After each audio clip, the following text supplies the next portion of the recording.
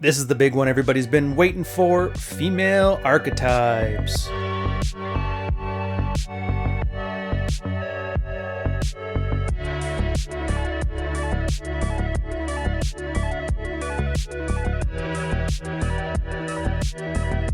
Welcome to another episode, Practical Female Psychology. We are on Chapter 7, Episode 8, Female Archetypes. Now this chapter is broad strokes, the type of categories of women you can put into. It's something, and if you've read The Art of Seduction, there's 16 different archetypes, which seems a little bit weird, but the idea is they're going to distill it down to some very clever archetypes. The good girl, the materialista, and the adventuress.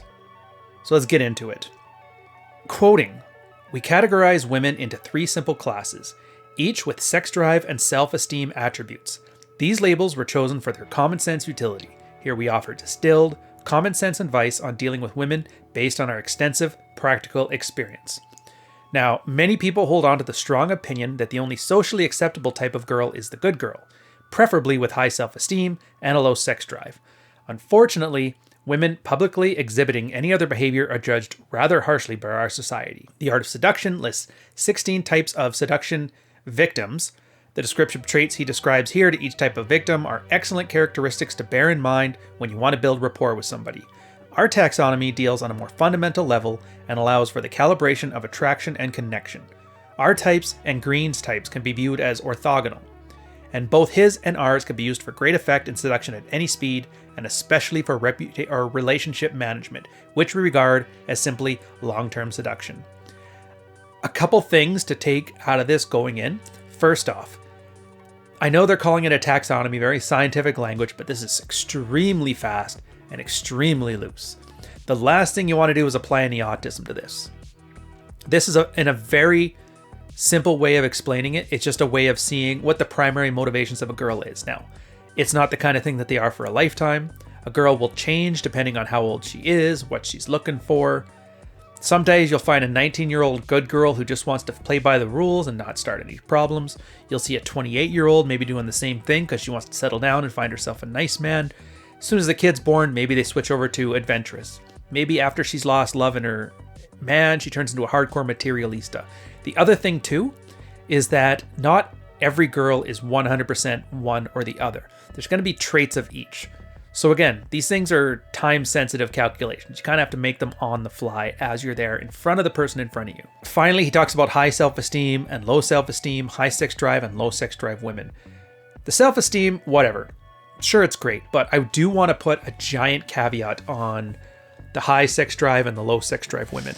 It turns out a lot of guys love this thing. In fact, one of our sister subreddits back in the day, Dead Bedrooms, loves to talk about women as if they are high sex drives or low sex drives. Again, forgetting that girls are reactive with their sexuality. So while a guy may be unattractive, or maybe he picked a girl that never was attracted to him, he may categorize her as a low sex drive just because she won't have sex with him. But you put somebody there who she does want to have sex with at a time in her life when she's more interested in sex, and yeah, her sex drive will change completely. So I would say don't really pay too much attention when I describe high sex and low sex attributes here. Just think of them as the level of traction you've built with a girl. So first off is the adventuress. And to quote here, "The adventuress engages in sexual activity in order to gain emotional validation and public attention. For example, consider the shenanigans of Miss Paris Hilton before she was incarcerated for violating probation. This attractive young woman is apparently driven to appear in public, even at the risk of making a spectacle of herself." This one, again, that's a bit of an older example, but just think of any Twitch thought, any online girl, any girl who's hooked on her Instagram, social media whores, basically. That's where they're attached to the validation-seeking behaviors that you, honestly, if she's attracted to you, work out well, because then you become that source of validation. But generally, if you find a girl's not so much worried about how she looks in public, not so much worried about dressing in designer stuff, but loves attention, you can categorize her safely as an adventuress. Again, the girls that travel the world with that one Instagram photo of holding a guy's hand who's holding the camera, perfect example. The materialista, quoting here, is a woman who actively trades sex for attention and affection for material stuff. We use the term materialista here instead of a hoe or gold digger to indicate the general phenomenon of trading sex for stuff in general versus trading sex directly for money, which is prostitution. Every woman has some materialista in her. The behavior is natural and a result of evolutionary pressure. Don't close off your mind to this idea here of just, well, a girl wants a new person, she won't sleep with. And there's the OnlyFans girls. I'll totally give you sexual access if you give me money for my thing. It's part of it, but it's not really what we're talking about. Think of it from a relationship standpoint. The girl's sitting there on the sofa. She'd get me a glass of water. She'd rub my back. You should open up that glass of wine. Sending you on tasks. Chore play, another great example. Maybe if you washed more dishes, I'd be more comfortable and we sleep together more. In any way that you dice it, materialistas are the kind of person who always have favors in mind. Things they want you to do. The idea of being a plow horse. Maybe buy them nice stuff. Take them out on nice dinners. That sort of thing. And their attraction is generally geared towards the kind of guys, even if you're not providing it, could be providing it. Finally is the good girl, and I really do want to drive this point home because everybody hears that and thinks, good girl. Good girls are good. I want a good girl. That's not what they mean. Quoting here, the good girl is more disassociative between her sexual life and her presentation of herself to the outside world. In other words, she is more concerned about public appearances and not being viewed in a negative light with regards to her sexuality by her friends, family, and society at large. In our experience, good girls are commonly interested in forming a close relationship with a man based on love and mutual good feelings. As of the time of this writing, they use Jennifer Aniston, or at least her public persona, definitely qualifies as a good girl. That sounds great, but that's not what they're saying. Picture the girl that's a serial monogamist. She dates the guy and she's like, I don't sleep with guys unless we're dating. Well, they get into a relationship within like the first week, 3 dates. Sleep together a bunch, break up, she's on to the next boyfriend. Yeah, she's not a hoe, and she's more socially acceptable, but she still has 10 to 12 boyfriends a year racking up the notch counts. Or, in this case, sometimes very devout religious girls who can be absolute freaks in the bedroom. I mean, we have a bunch of Islamic guys, Mormon guys, Christian guys who can attest to this. But if they're more concerned about their status among the tribe, as opposed to the validation or sexuality of her man, which in this case hopefully is you, then you most likely have a good girl on your hands. Again, doesn't sound so good when you realize it's that. Next up is sex drive and self-esteem. Like I said, subcategories they kind of use to define these girls, further narrowing it down. Guys love these kind of like qualifications here. And I will say again, don't treat the sex drive as like immutable traits. It's really more of an indication of if she's attracted to you or not. And it may change depending on all kinds of factors, some of which are in your control and some of which aren't. But it's best not to think of that as a category, more so as a snapshot of the current situation. But reading on here, to quote, high sex drive in this category of women is easily understood. It's important to realize that a woman's outward appearance, her morals, and her personality archetype has little direct bearing on whether or not she has a high sex drive, which we'll denote by HD later on. Throughout the book, we'll provide you with valuable information on how to detect this sex drive and how to augment it through your own words and actions. For now, it's vital to recognize that sexuality is something beautiful and natural and should be appreciated and cherished rather than feared or judged. I think it's absolutely hilarious that they have to tell you that girls that like sex aren't fucking monsters, but whatever. There's a lot of kind of apologetics in this book, so it's something you just kind of have to chew through to get to the main stuff. Next is low sex drive, and quoting here, women with a low sex drive will often place greater emphasis on raising of children rather than on the producing of children. It's easy to see why nature made it necessary to have both. We found from experience, however, low desire women can sometimes be transformed into high desire, at least for a period of time. Just like I told you. We will get into more detail later, but for now consider that an LD woman that considers that she has her man all figured out will lose interest in him very fast. She'll be more interested in a man who appears less preoccupied with sex and is more frequently away for long periods of time, especially with masculine type missions and conquests. Basically, the kind of women that Dread really works for, which, funnily enough, is exactly the kind of situation you're worried about with Dread. Dead bedrooms. They add on to it with some modern archetypes, in this case the situational 10. Quoting, the most attractive woman within a social circle or subculture dominated by males is a situational 10. She is the woman who has most of the men in her circle desire, and she knows it. And in some cases, they may not be looked at twice in a nightclub or anywhere outside of her situational circumstance, but due to their intellect, athletic ability, or some other capability to enjoy relatively masculine endeavors, these women are able to achieve material success in male-dominated fields. These women are highly status conscious, and in some cases choosing fields with the full knowledge that they'll have the pick of the litter when it comes to men.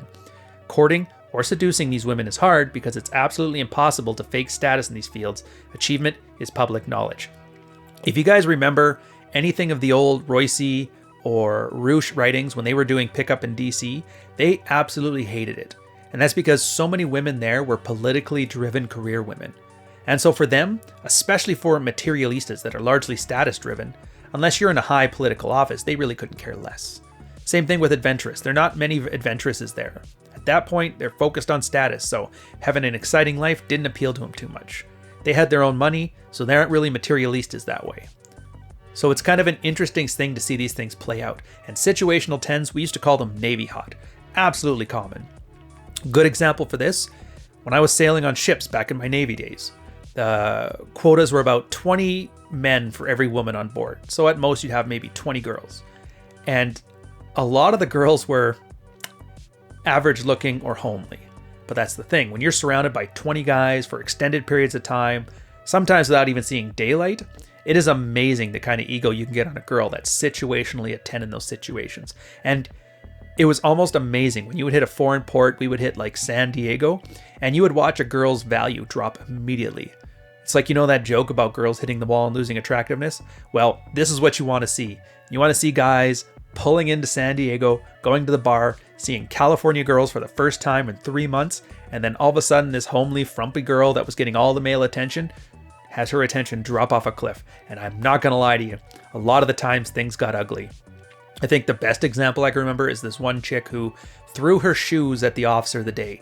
And if you guys don't know, assaulting an officer is the quickest way to end up in military prison. But luckily for her, women get a pass on this stuff. So they just shrugged it under the rug and confined her to ship. Must be nice. Charles Bukowski, Jordan Peterson, Neil Strauss. I like these guys. Add some salt to cover up the bitterness of middle-aged soccer moms and put in the oven for 45 minutes. Optionally, you can take from all this stuff what you want and leave the rest.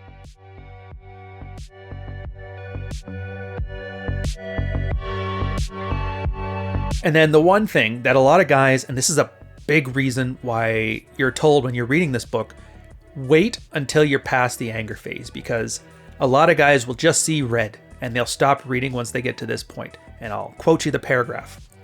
By the time a modern, urban, well-educated, well-read, well-traveled woman reaches her mid-30s, she has most likely experienced a much wider variety of sexual experience than 90% of men her age. This presents her with a problem. Given that she's physically secure, financially self-sufficient, her need for a man revolves around satisfying only her sexual and emotional needs. Compounding this problem is that her expectations rise with each successive relationship, while her value for bearing children simultaneously declines. It's kind of one of those weird situations that a girl's standards go up, because her experience goes up, but her value goes down. And I kind of don't envy girls in this situation, because it's like flying first class, then never being allowed to again. You always know what's there on the other side. And to be fair, I can't picture anybody having the strength to be able to turn down all that random dick, because they have a good man and they know at their peak value they can probably get him. But girls swear it's fine. Even in my 40s, my grandmother used to get laid in the old folks' home. I'll be just fine. So you just kind of gotta let them go at it and just realize it's the things to take away from this. Older women aren't necessarily easier to date because you're thinking, oh, they're not as cute as a 23-year-old, so they'll probably be hard. No, it's not how it works. Again, Royce talks about this in his Dating Women by Age bracket. We talk about a lot within the Red Pill with the alpha bucks or alpha fucks and beta bucks paradigms. Again, when a girl's willing to settle down, oftentimes it's because her options have dwindled. Don't let yourself be that kind of guy who falls for this stuff. They actually have a name for her too. They call her the eternally single woman. Now, as you may imagine, These women lead very frustrating lives. While on one hand, they enjoy material success and the adoration of men, on the other hand, they find themselves moving about freely in a world with so few real men. And women, just like men, are constantly being fed mixed messages about what a real man or a real woman is. There's an endless stream of men willing to buy them dinner, take them on vacation, or lend a sympathetic ear when times are tough, but hardly any men available to them that find them sexually appealing. Women long for an emotionally strong man to lead and protect them, and instead they find themselves surrounded by male girlfriends, guys that are sweet, guys that are kind, guys that are understanding, but who have the same time sexless appeal as one of their girlfriends. Orbiters. You get situational tens who entrench themselves in a male profession, obviously because of the way the landscape is right now. I can't think of a less attractive way to present yourself than being a coworker. An attractive coworker that has ambitions. That just has a, this isn't worth the lawsuit written all over them. And so now you end up in these situations where the only guys who have any attention whatsoever are the least guys that she's attracted to. And the ones that she would be attractive to are not going to give her the attention she craves. And so now everybody just ends up miserable. This is probably why you probably shouldn't shit where you eat. They end the chapter off with some practical advice, which I'll quote here. Most men today are still raised with old-fashioned values based on chivalry. Many men haven't a clue just how much sexual experience women have had. Their wives and girlfriends aren't going to tell them either, lest they get tarred with the label of slut or whore. Your review of this chapter on common female archetypes should give you a new perspective on women and expand your horizons to what is possible in the realm of male and female relationships. Now that's it for this chapter, so I'll end off with some closing thoughts. 1. The next chapter is going to be amazing because they go into further detail and they combine all the different archetypes and subcategories, so it gives you a couple practical examples to work with. Really, really useful, I find. Either relationship or hitting on girls in general. Secondly, and I'm gonna keep saying this one, this is post-anger phase stuff. You can't be angry at women and then expect to see this high-driven career woman who doesn't want to settle down till her 30s and talks about how there's no good men left.